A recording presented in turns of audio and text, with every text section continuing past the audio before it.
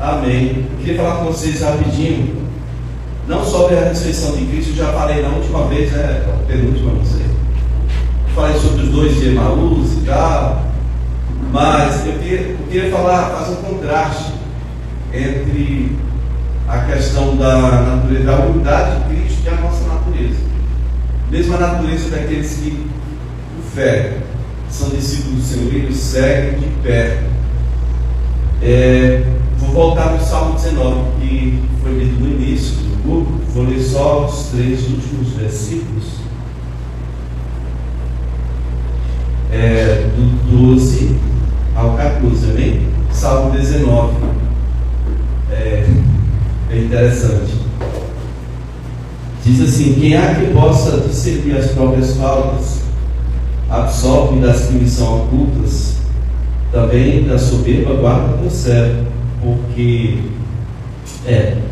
ela não me domine. Então serei irrepreensível e ficarei de grande transgressão. As palavras dos meus lábios e o meditar do meu coração sejam agradáveis na tua presença, Senhor, rocha minha, redentor. Nesse versículo aí fica claro que o Senhor conhece tanto o que você medita quanto o que você fala.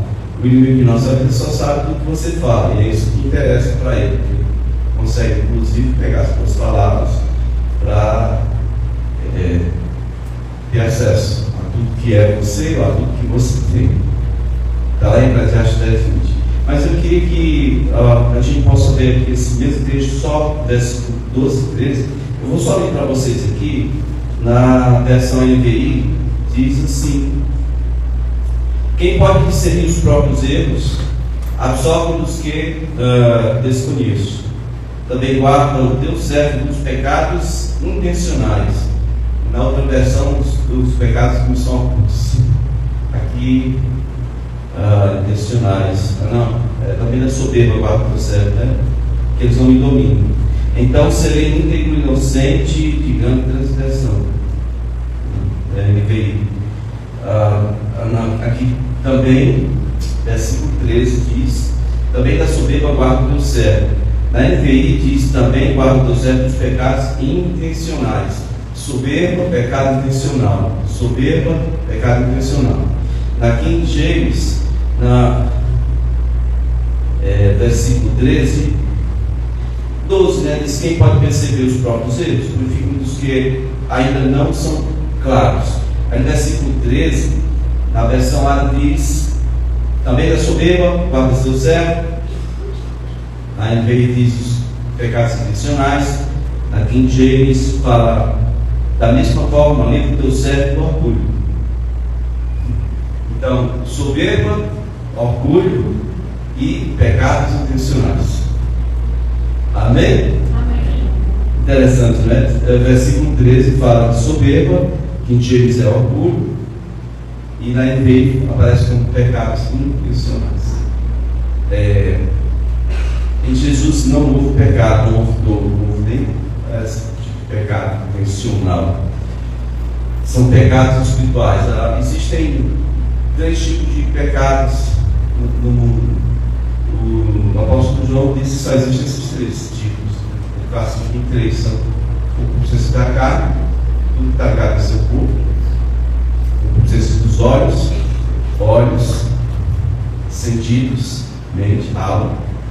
Soberba está ligada ao espírito. Por isso que a Bíblia diz que é um pecado espiritual. Soberba. Por isso que a Bíblia diz que o Senhor está perto do que tem o coração quebrantado. O coração é o espírito quebrantado, é a pessoa interior quebrantada. Mas o espiritual tipo é horrível, porque está escrito que a soberba precede a ruína, a altivez precede a queda. Também está escrito em Provérbios 3:34, que o Senhor zomba dos zombadores, ele tem resistência contra os soberbos. A palavra essa que tanto o apóstolo Pedro como o Tiago repetem em seus escritos, né? Provérbios 3:34: benigni com o desprezo dos arrogantes, zombadores, né? E entretanto concede graça aos humildes. Humildade é virtude do Espírito. Soberba é pecado do Espírito. Amém? Tiago 4,6 aqui repete esse texto de Provérbio, diz: antes ele dá maior graça pelo que diz. Deus resiste ao soberbo, mas dá graça aos humildes. No Provérbio fala zombadores, mas no caso de soberbo. Uma forma de soberbo é zombador, escarnecedor contra as coisas de Deus.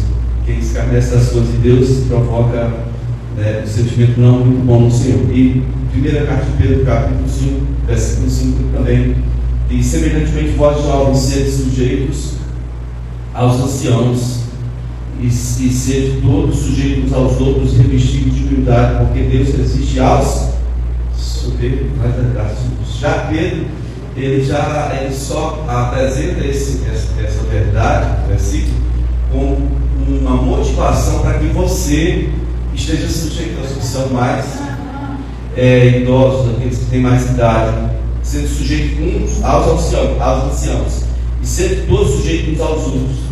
Na verdade, o que ele está escrevendo aqui no trato uns com os outros, visto o avental do escravo.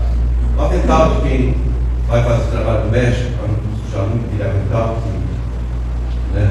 então, o avental de escravo seria o que Jesus fez no conselho. Ele colocou uma toalha, com um avental, e foi lavar os pés dos discípulos, enxugar parte dessa toalha, os pés dos seus discípulos. Então, ele está dizendo assim: vamos seguir o exemplo do mestre, vamos servir como escravo, porque o maior, Jesus disse que é aquele que. O maior é quem? Certo? Amém? Nenhum de nós é Deus aqui. E a pergunta é: se você fosse Deus e seu pai dissesse, você gostaria de se fazer homem para salvar homens que, na verdade, a maioria não vai querer saber do seu sacrifício? Então nós diríamos: não, obrigado, pai, não. Nós temos mania de injustiça, né? Então, não, é que eles caíram lá do Éden, eles não desobedeceram, caíram, é problema deles. O senhor nunca tinha falado, no começo, é problema deles, eu não vou me enfiar nisso. Qualquer um de nós pensaria assim: o Senhor Jesus venceu de sua glória, ele se fez homem. Primeiro capítulo do Evangelho de João diz que ele veio para aquilo que era seu. Por que era seu? Porque tudo era de Jesus. Lá no princípio, Bereshit, lá no Gênesis, no princípio era o e o verbo era Deus. E ele estava com verbo, logos. Quando Deus dizia: haja isso, aquela verbo, aquela voz, aquele logos que saía da boca do Pai, aquele verbo era Jesus. Por isso que ele veio para o que era seu, porque foi criado por intermédio dele. Ele veio para o que era seu, e os seus não o receberam. Mas a todos quantos o receberam, este Jesus deu-lhes o poder de serem feitos, se tornarem filhos de Deus, a saber, aqueles que creem no seu nome, os quais não nasceram da carne, nem da vontade do homem, mas nasceram de Deus. Aí verso 14 diz: e o verbo se fez carne, habitando de nós, e sua glória no dia do Pai. Amém? Ele se fez homem. É inconcebível isso. Como é que você, por exemplo, hoje desceria do alto das suas capacitações para ajudar uma pessoa que está começando a vida agora? Se for seu filho, tudo bem, mas se for um adolescente que fratura aí capacete para você ajudar, você precisa daquela capacidade que são suas funções, suas faculdades, suas experiências, e você tem que se fazer menor para poder tirar o menor de seu buraco. Que coisa, não é? Jesus fez isso, irmãos. É tão grave. Quando você vai olhar, eu fiquei ouvindo os relatos dos últimos momentos de Jesus como homem, vivendo os dias de sua carne, ali a partir da ceia. Eu fiquei vendo e revendo, e meu Deus, até a última hora, ele dizendo: olha, hoje vocês todos vão se escandalizar comigo. Pedro, que eu não sei por que o Senhor faz isso. Parece que ele quer dificultar as coisas. Não, ele quer ser glorificado. Então ele escolhe o mais difícil, né? Ou então ficou escrito sobre o mais difícil de ser trabalhado, que era Pedro, para nos dar o exemplo de que qualquer um de nós pode ser trabalhado. Amém? Porque não seria melhor ele ter escolhido João para ser líder de todos, sim ou não? João ficava ali cheirando o suor de Jesus. Jesus não podia fazer nada sozinho. Jesus não tinha uma conversa particular que João estivesse participando. Então ele assimilou muito bem a pessoa de Jesus. Não dava problema você não ver Jesus repreendendo João em momento nenhum.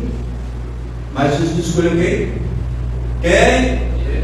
Pedro. Vamos já falar um pouquinho sobre a forma como o Senhor trabalha em nossas vidas, e nós aqui sendo Pedro. Você vai ver a transformação que Jesus fez na vida de Pedro. Eu sempre falo sobre Pedro, mas sempre aparece coisa nova. Sempre aparece coisa nova. Amém? Ele aqui está dizendo para nós que, olha, jovens, se submetam aos mais velhos, se submetam uns aos outros. Deus aqui existe aos soberbos e dá graça aos humildes. Então, quando o Senhor quer fazer uma obra em nossa vida, Ele começa a moldar a cada um de nós. E Ele é paciente. Ele é muito paciente. Se Ele não fosse, eu já estaria do inferno para lá, porque não sei se tem uma coisa pior, mas lá do fogo. Sabe por quê? Não é porque eu era mais pecador, porque eu me achava menos pecador do que os outros. O meu jeitinho de fazer as coisas certas. Porque na infância eu tive, não sei se é a sorte ou o azar, de passar por uma situação em que a minha mãe ia ser tirada de nós. E eu, na minha loucura, no meu desespero, eu chamei Deus para conversar e disse: leve a minha vida, mas deixa a minha mãe, senão você vai ser vista e anunciada a Deus como uma criatura mais covarde. Porque ela não pode ir. Eu tinha uns 8 para 9 anos, que eu fiquei com aquilo na cabeça, porque minha mãe não foi levada, até hoje ela está ali. E a minha forma de buscar Deus foi a partir desse primeiro contato. Passei minha adolescência toda esperando Deus vir me buscar, porque Ele curou a minha mãe. Então a minha vida podia terminar a qualquer momento. Eu sempre fui uma criatura meio doida. Minha família não tinha recurso nem básico, mas eu pegava o que eu tinha e dava para os outros. Minha mãe me dizia: você é doido, é? Às vezes uma muda de roupa por ano. Aí um irmão meu que gostava mais de sair, eu estava mais velho, gostava de forró, foi assim: rapaz, vai rasga igual a minha, porque tome a minha, pode pegar. Saía caçando animal para fazer mistura lá no final de semana, né? Pegar peixe, pássaro, coisa. Aí às vezes encontrava alguém pior do que eu. Chegava em casa descalço. Mas o chinelo, dei para alguém. A camisa, dei para alguém. As pessoas diziam: isso é doido. Não é doido, é que tinha um segredo que era meio de Deus. Eu podia vir buscar a qualquer momento. Então, como Deus não veio buscar nunca, eu disse: eu vou ser padre.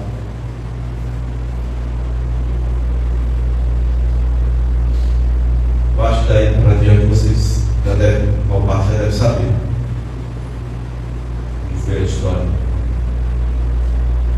Queria pagar a Deus o voto que eu fiz. Meu avô teve mais presente na minha formação de caráter do que o meu próprio genitor, meu pai. Meu avô me ensinou que um homem, para ele ser um homem, ele só tem que ter uma palavra. Se ele fizer uma promessa, ele se quebra, mas não quebra a promessa que ele fez. Se não é bom. Eu queria pagar a promessa que eu fiz a Deus. Eu só consegui ser alcançado pelo Senhor por causa desse caráter firmado pelo meu avô. Por outro lado, o senso de justiça muito aguçado.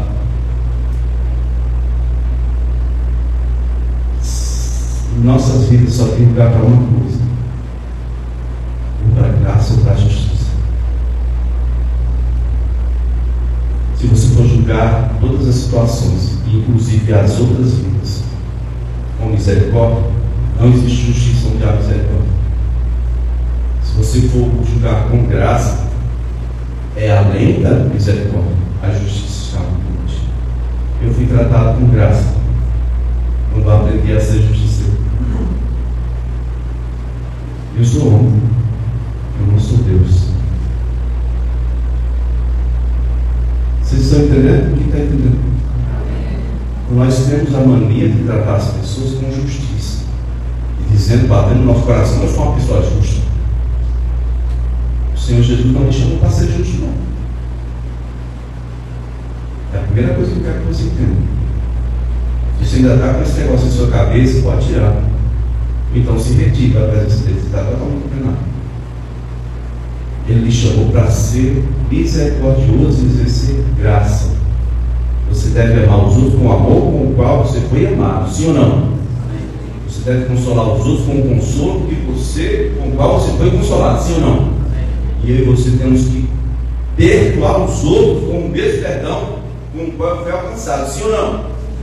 Então onde é que cabe justiça nisso? Não cabe justiça nisso. Mas a nossa natureza, eu não sei se você já viu, quem tem cachorro em casa? Cachorro em casa. Tem de verdade, tem de mentira. Cachorro de verdade, animal mesmo. Dá trabalho, caga, assim, cuidar todo dia. Não sei se você já percebeu, lá em casa são 3 huskies. O mais divertido e mais me inquieta é o cachorro das atas, é o Jake. Eu saio lá, os outros estão quietinhos, né? O Jake vem para cima e ele quer que eu faça um carinho dele. Se eu não fizer, ele não me deixa passar, não. Bom, eles são de grande porte, a mulher tem também. Mas não sei se você já percebeu que até a natureza animal, quanto menor é o bicho, mais valente é. Ou aparenta ser. É assim ou não é? Hein? Pessoas chegam lá em casa agora que os meus, depois de não sei quantos anos, aprenderam a latir. Latia não. Os bichos desse tamanho. Vá na casa onde tem um bicho, os cachorros, parece brinquedo, né? Você coloca um carregador lá. Aquele bichinho, tá? Se você fizer assim, olha, ai, uma porrinha, tá? Sai tudo pelos buracos mais próximos. Aquele bichinho, pequenininho, aquilo é valente. Eu passei uma vez em certo lugar, ele não queria vir para cima dos 3 cachorros. Meu Deus, Senhor, eu sou ministro. Aí eu dava um nó nas cordas, assim, segurando. Rapaz, segura 3 rãs para não despedaçar. Um animalzinho que não cabia na boca do mais velho. O que eu estou falando assim é que assim, ó, nós, quanto menores somos, mais queremos ser justiceiros. Quanto menos conhecemos de Deus, quanto menor nós somos, a nossa natureza carnal cai, mais zoada a gente faz qualquer coisa. Na natureza animal é assim, na natureza animal humana é assim também. Queridos, mas o Senhor tem paciência, Ele trabalha, Ele molda a gente, sim ou não? Olha, quem apresentou Jesus para Pedro foi o André. No dia em que André chegou para Pedro, veio André e João, que estavam lá com João Batista, seguiram Jesus. Foi lá, André chegou e disse: ô Pedro, eu encontrei o Messias. Naquele mesmo dia, Jesus falou assim: ó, você vai ser chamado Cefas. Simão, filho de João, você vai ser chamado Cefas, que é Pedro. Cefas é para mais, né? Pedro. Ok? Vou te chamar de Pedro. Já deu um outro nome. É uma característica de Deus. Você vê Abraão, Sara e tantos outros, Jacó, Israel. Tem a ver com a natureza. Quando Deus muda o nome da pessoa, Ele vai começar a mudar o caráter, a vida da pessoa, a personalidade, até se tornar alguém parecido com o nome que Ele deu. A primeira coisa que Ele fez com Simão foi isso: vou te dar o nome de Pedro. Pronto. Já está ali, já está determinado. Esse daí escapa, o Senhor vai trabalhar na vida dele. E eu quero perguntar para você: qual é o seu nome? Você ainda tem o mesmo nome que você tinha lá fora, antes de conhecer Jesus? As pessoas me chamam de quê? Qual é o nome que as pessoas dão para você? É o mesmo nome que você tinha antes. Você sente que você tem o mesmo nome? As pessoas lhe chamam de outro nome ou é o mesmo nome? elas lhe identificam em alguma coisa com a pessoa de Jesus, ou você continua sendo a mesma pessoa. Talvez pecador demais, ou talvez se achando tão justo que achava que era menos pecador que os outros. O Senhor trabalhou tanto em mim, eu me vejo como Pedro nisso. Irmãos, hoje eu falo isso até rindo, mas o que tinha de... Como é que a gente fala? Tem gente que corre, o atleta, que coloca aquelas medalhas, tudo num lugar assim, né? Os troféus. Então, a gente acumula troféus dentro da gente para dizer que a gente é bom em alguma coisa. Uma das coisas que eu tinha de melhor em mim era que eu era o último cearense que casou virgem, não conhecia nada disso. Eu, o último da minha geração que casou virgem. Pois bem, teve um local onde eu fui trabalhar, foi uma cidade, foi essa área que me pisaram. Sabe como o seu inimigo pega você, te derruba no chão, fica pisando na sua cara, até você ficar mais bonito do que você é? Como fizeram comigo. E toda semana eu sempre tenho saído com uma mulher diferente, até hoje eu só conheço Abel, no sentido literal. Até hoje eu só conheço a minha esposa. Então eu tinha em mim aquele negócio de rapaz, eu sou igual aos outros, não, eu percebi para uma mulher, para um homem.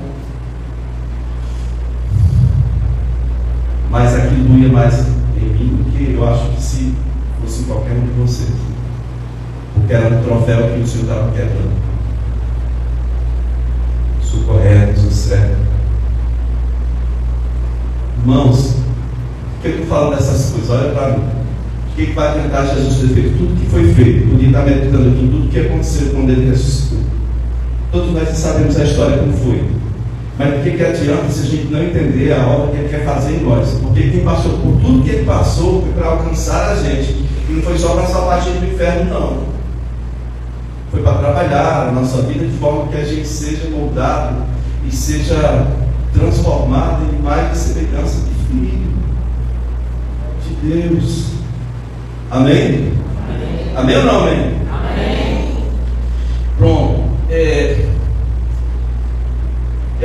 Eu sei que ele trabalha com todo mundo, mas ficou registrado sobre Pedro para nos ensinar. Diga para o seu irmão aí, ei, procure aí, diga para ele, procure dentro da sua vida que tem que Simão para ser consertado.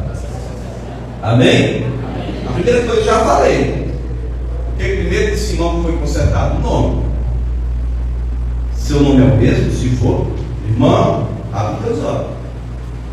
Você vai passar 100 anos vindo na igreja com o mesmo nome. Porque a igreja é um lugar de reunião com os filhos de Deus, né? Aí você está junto com os filhos de Deus, mas você tem o mesmo nome? Está esquecido. Bom, se você for olhar a história de Jesus, como ele trabalha com Pedro, Mateus 16:17, quando Jesus está com os discípulos, ele fala assim: quem que esse pessoal aí diz que eu sou? Quem que eles dizem que eu sou? Aí dizem que é um grande profeta, outros dizem que é João Batista, dos mortos, outros dizem que é Elias, outros dizem que é outro profeta. Aí Jesus parou. Vocês, quem é que vocês dizem que eu sou? Aí ele está lá escrito que Pedro vai e diz, né, que tu és o Cristo, filho do Deus vivo. Aí Jesus disse aí em Mateus 16:17: bem-aventurado és Simão Barjonas, porque não foi carne e sangue que revelado, mas meu Pai que está nos céus. Também eu te digo que tu és Pedro, sobre esses pedras ficarem em Deus, e as portas do inferno não prevalecerão contra ela. Amém? Bom, lá no chamado, Jesus muda o nome dele, se você vai ser chamado agora de Pedro. Aqui já é o final da história, tá? Já chega para o final. Jesus lembra ele novamente a mudança desse nome. E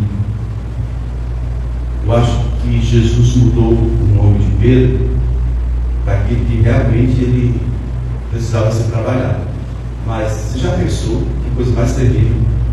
Meu nome é Libera. Tem a ver com montanha bonita ou montanha fronteiriça, montanha linda. Aí alguém chega e diz: ei, vamos mudar para Petraberg. Sei lá. Pega o nome de Simão, quer dizer, não, vamos chamar Pedra agora. Pedro é pedra, o céu é pedra. Não é? Por quê? Porque é o seguinte, irmãos, pedra é algo sólido, é duro, tá? Mas qual é a questão? É que a questão é que uma pedra dá para você trabalhar.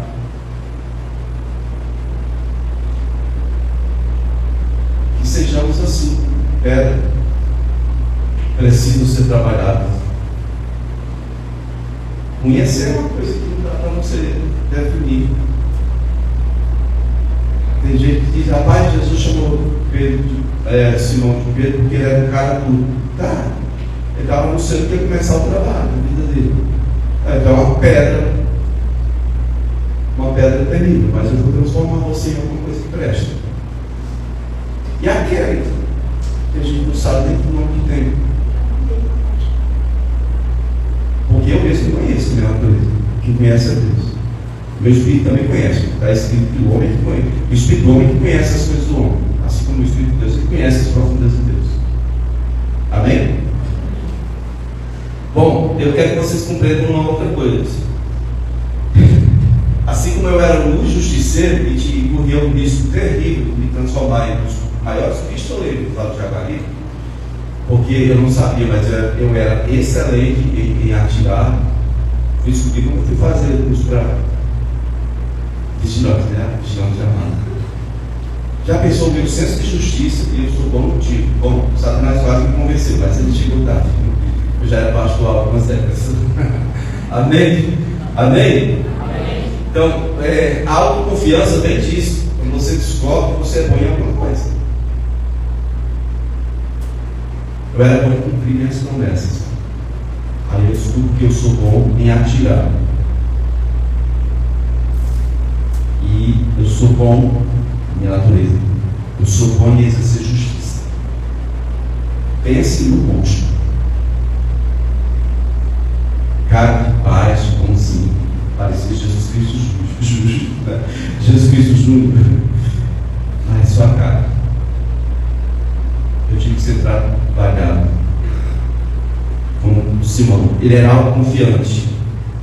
Ele só se torna humilde no final. Aquele parto que ele estava ensinando os jovens, na primeira carta, ele já estava velhinho, tá?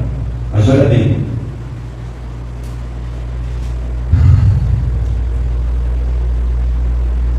Sabe aquela história de Jesus andando sobre o mar?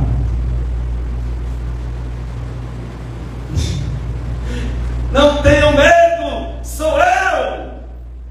Podia ficar calado. Quem foi que falou? É o Senhor mesmo? Se for, deixa eu ir aí. Quem foi? Sabe a transfiguração lá?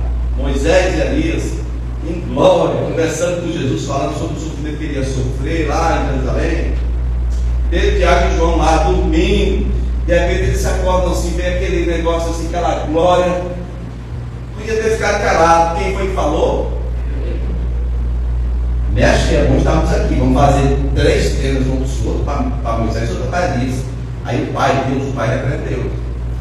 Ei, esse aí é meu filho, escuta ele, para de falar, Pedro. No negócio do mar, ele deixou Jesus num cantinho que não dava para fugir. Jesus, ei, sou eu. O que Jesus podia fazer? Olha o que Pedro disse: se é o Senhor mesmo, se é o Senhor mesmo, ordena que eu vá. Qual era a saída que Jesus tinha? Era dizer: não venha não. Abestado, dizendo que sou eu. Era isso que Jesus devia ter dito, né? Pedro, sou eu, mano. Precisa vir não. Era isso que Jesus tinha que dizer? Não. A impulsividade era a coisa mais notável na vida de Pedro. Chegando o dia da morte de Jesus já. O Senhor disse: olha, tem uma coisa aí que eu estou me preocupando, eu quero que aconteça tudo conforme o que está escrito para mim. Então, quem tem 2 túnicas aí, tenta uma aí, troca por uma espada. Aí alguém gritou: temos 2 espadas aqui. Aí Jesus explicou: é porque está escrito que eu vou ter que ser encontrado entre malfeitores, pessoas armadas. Jesus explicou porque quem tem espada na história. Era para cortar a orelha do mal? Era? Não, era só para os caras verem pegou a espada e chegou lá e cavou na cavícula do outro lado. Irmãos, olha, a menos que Pedro, eu descobri ontem, pela espadada que deu aqui, a espada parou na cavícula do, né? Estava fazendo aqui a peça teatral. A menos que Pedro tenha chegado assim, tenha dito, peraí, vou pegar ele aqui, vou fazer igual como você vai serrando, né? A menos que ele tenha feito assim, Jesus teve que curar também aqui, ó, a clavícula, porque ele tem como não, irmão. Aqui tem uma proteção de ferro, a espada bateu, secou a orelha, foi parar onde? Aqui, ó. Bom, quem foi que usou a espada? Quem foi? Provavelmente ela estava com alguém, talvez João, não sei, João, é tão da paz, né? Não, André, sei lá. Bom, tinha 12 espadas, mas foi a que Pedro que foi usada. Vocês estão entendendo? Quem está entendendo? Diga, Pedro é o cara que não para. Ele pega metade da revelação do Senhor, sabe? Já presume o resto. Bom, se é para trocar por espada. Porque assim, olha o que ele entendeu. Jesus tinha acabado de dizer, hoje todo mundo vai se escandalizar comigo. Aí quem é o autoconfiante, que é mais confiante que todos os outros, quem é? Quem é? Deixa eu ver. Ele diz, não, ainda que o Senhor seja tropeço para todos esses outros aí, para mim o Senhor nunca vai ser tropeço, eu estou pronto para ir para a cadeia para a morte do Senhor, tá ligado? Aí Jesus vem falar em espada e diz, pronto, vou cumprir a minha promessa agora, minha reforma do Senhor vem não. Vocês estão entendendo? Ele se achou melhor do que os outros. Vocês vão fugir, vão me negar, tá? Não, Senhor, de forma alguma faremos isso.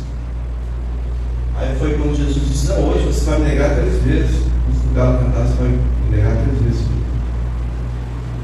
É triste, não é, irmãos? Queridos, e acontece mais uma vez.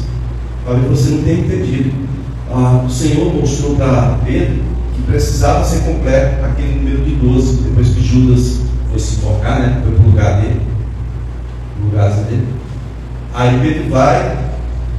Eles vão fazer o seguinte: a regra. Quem é que tem poder de chamar um apóstolo? Um apóstolo, quem é que tem poder? Quem é que chama? Quem é que chama? Jesus. Pois é, aí Jesus disse: o mundo está incompleto, olha Pedro. Mas ele não mandou, ele não queria que ele tenha mandado nada, não. Olha a forma como ele fez. Rapaz, vou criar uma regra aqui para a gente estabelecer mais um para chegar aqui, completar o 12, né? Olha, tem que ser um cara que está com a gente desde o início, desde a época do batismo de João. Aí fez aquela regra tudinho, tá? Aí pegaram 2, quem? Matias e... Quem é outro? Hã?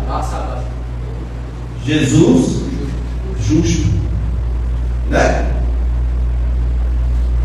Eles pegaram os 2 nomes e foram lançar sorte. O que é lançar sorte, irmão? O que é lançar sorte? Pega a presença dos 2 nomes. Senhor, mostra agora qual desses 2 o Senhor escolheu. Quem foi que escolheu os 2? Quem foi que escolheu os 2? Quem? Pedro e os demais. Senhor, mostra-nos qual desses 2 o Senhor tem escolhido para o ministério. O Senhor ia gritar com ele e dizer: não! O Senhor ia gritar com ele? Não, o Senhor é amável. Então, ok, a sorte caiu sobre Matias. Nós sabemos hoje quem foi a pessoa que Jesus escolheu para completar o número dos 12, vocês sabem? Vocês sabem quem foi que Jesus pessoalmente escolheu? Quem? Aí, irmão.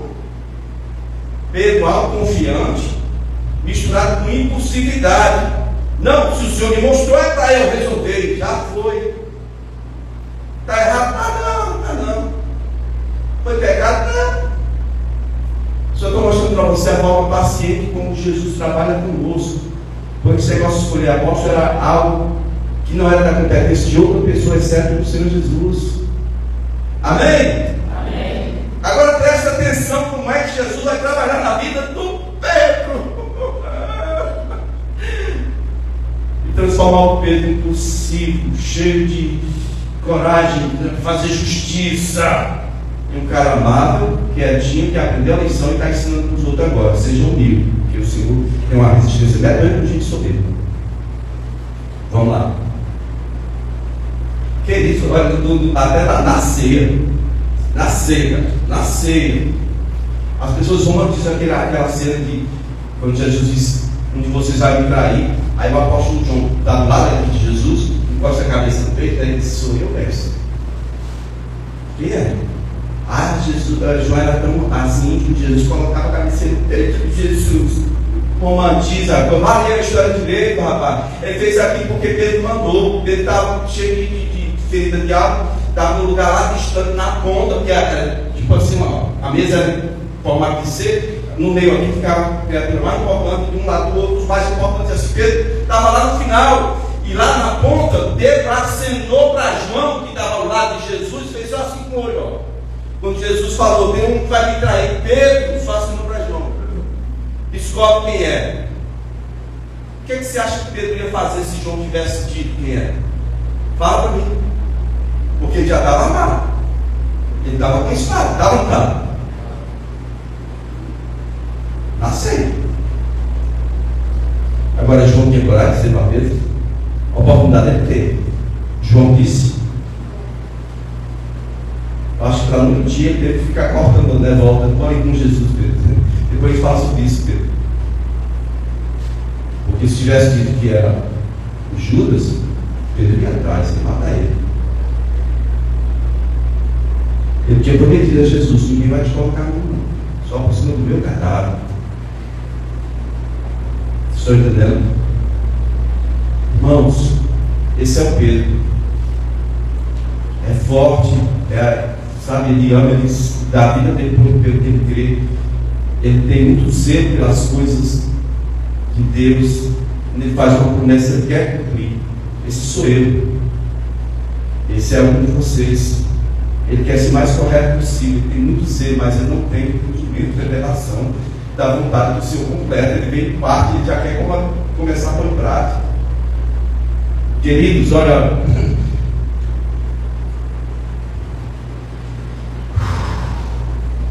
deixa eu ir para a frente. Presta atenção. A igreja nasce, a igreja cresce. Se você olhar em Atos capítulo 8, Atos capítulo 8, um pouquinho antes, Atos capítulo 6, você vai ver ali a morte, 6, 7, você vai ver a morte de Estevão. Tá bom? A morte de Estevão. O líder daquela perseguição, quem era? Quem era? Alexandre de Moraes? Não. Não era Alexandre de Moraes, não. Paulo, Satanás da época. Era Paulo, estava perseguindo e matando pessoas. O monstro era Paulo. Vocês estão entendendo? Presta atenção, e Pedro já era o líder dos 12, sim ou não? Sim ou não? Paulo estava perseguindo e fazendo e acontecendo. Presta atenção. Depois da morte de Estevão, se você olhar em Atos 8:1, o que é que aconteceu? A igreja foi dispersa. Olha, em Jerusalém só ficaram os 12, e é porque Deus estava demonstrando poder através dos 12, a negada entender que colocar a mão deles e cair no morro. Atos 5, você vê olhando a mesa de Safira. Atos 3 e ali por 4, você vê os milagres que aconteciam, a gente colocando pessoas na sombra de Pedro para ser curado. Então não vamos mexer com os apóstolos não, mas no diácono para baixo vamos matar todo mundo. E o pessoal saiu pregando: vai morrer geral. Pronto, quem estava dando a ordem era Paulo. O pior, o arqui-inimigo da igreja não era Satanás, era Paulo. Naquele momento era. Ele perseguiu em toda a região de Israel, estava perseguindo lá em Damasco. É outro país. Vou lá buscar, fugitivo. Foi para outro país, eu vou atrás, eu quero trazer preso aqui. Está pregando coisa errada. Era Paulo. Quem está entendendo? Aí você já sabe a história da conversão de Paulo, quem já sabe? Diga: oi, eu sei. Diga: eu sei. Quando a pessoa disse que ele caiu no cavalo, foi dentro do barco. Bum! Paulo, o que é que me persegue? Quem Senhor.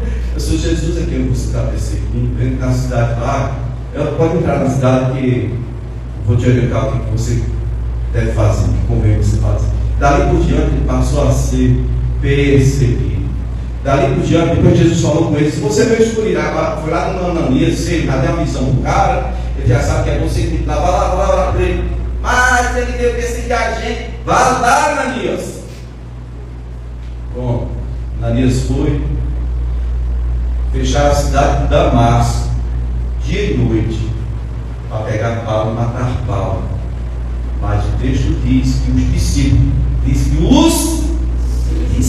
de Paulo, ele fez discípulos lá, desceram ele por cima do muro lá, dentro do cesto.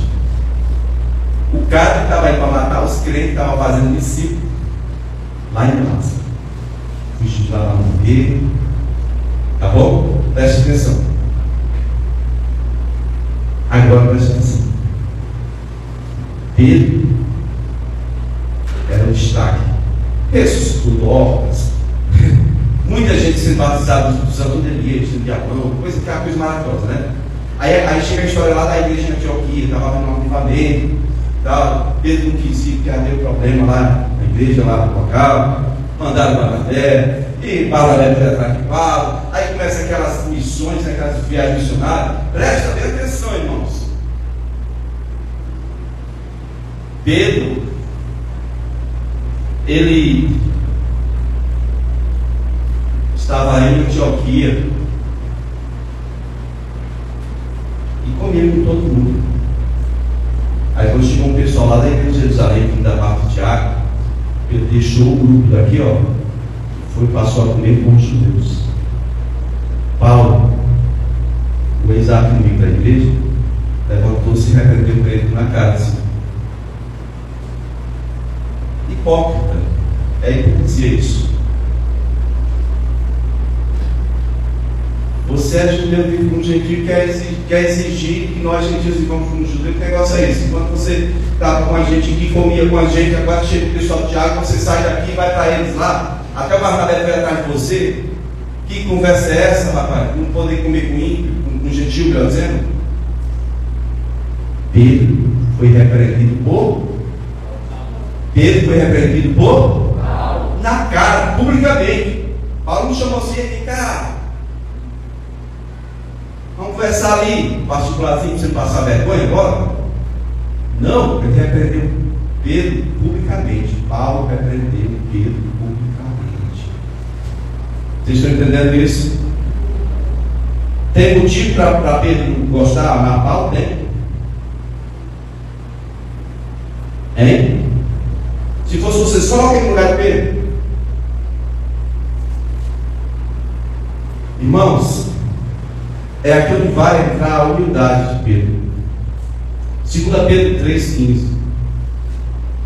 Ele disse: tendo por salvação a longanimidade do nosso Senhor, como igualmente o nosso amado irmão Paulo nos escreveu, segundo a sabedoria que lhe fora dada, ao falar acerca destes assuntos, como que costuma fazer em todas as suas epístolas, nas quais há certas coisas difíceis de entender, que os ignorantes e instáveis deturpam, como também deturpam as demais escrituras para a própria destruição deles. Sabe o que Pedro está fazendo aqui? Ele está avalizando os escritos de Paulo com o mesmo valor das demais escrituras. Pedro, repreendido por Paulo, Pedro impossível, Pedro que era, rapaz, eu não sou Pedro, eu sou melhor que meus irmãos, eu nunca vou negar, eu sou mais forte que eles, eu sou bom nisso.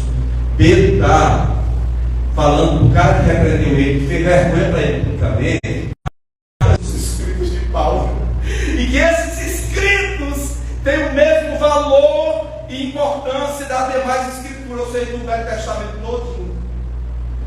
A primeira pessoa que fez isso foi Pedro. É preciso humildade ou não? Olha como ele se coloca, olha o texto. Olha, tendo concluído a salvação, a unidade do nosso Jesus Cristo, como igualmente nosso amado irmão Paulo nos escreveu, segundo a sabedoria que ele fora dada. Ele reconhece que Paulo recebeu uma sabedoria que é superior à que ele teve, que ele tem.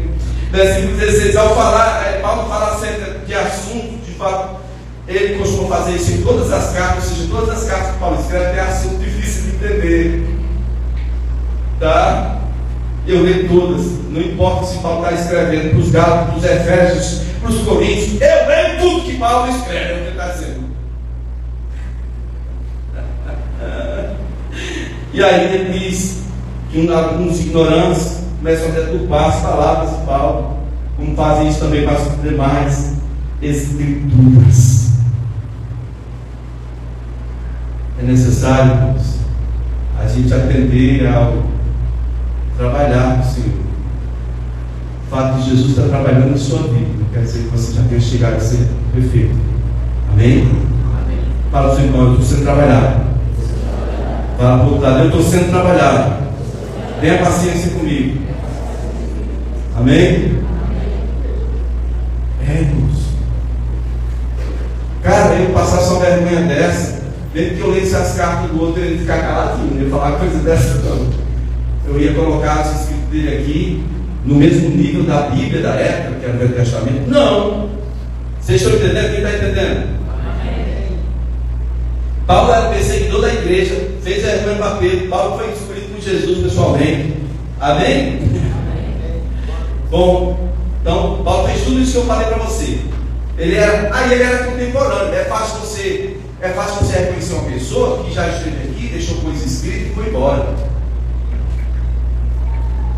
Mas Pedro estava falando de alguém que estava morando em outra cidade. Ele estava reconhecendo Paulo em vida como alguém que tinha revelação superior demais. Esse Pedro aqui é outro, não é aquele lá antes da ceia estava dizendo, não, aí eles todos negam, eu vou te ligar. Eu sou o pai forte. Por isso que Jesus perguntou. A primeira vez que Jesus pergunta, tu me amas? É assim, olha, na pesca, né?